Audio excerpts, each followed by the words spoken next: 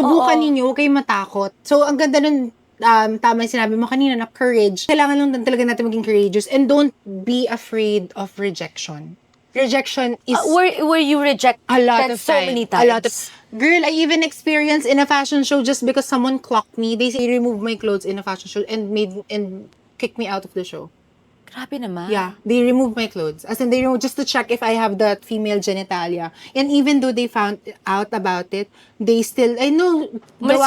Umalis ka dito. Hindi ka mag-walk. At ano yun, it's a huge fashion show sa gala in Mall of Asia. Ay, hindi ko Grabe makakalimutan naman. sino gumawa na. Pero nakaka-hurt yun, no? Na parang yung rejection. Ako, I've had a lot of, I've been rejected so many times. Pero talagang nakakatuwa lang. Talagang, hindi talaga ako tumigil. Diba? Hindi talaga. Hindi. Actually, mas nakakagigil gaya. Talaga ba? Sige, Sa akin So, balik kami.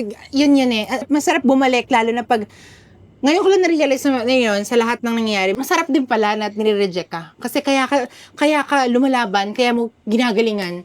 Kasi nga, pinapaalis ka. Kasi gusto mong, hindi, kaya ko eh. So,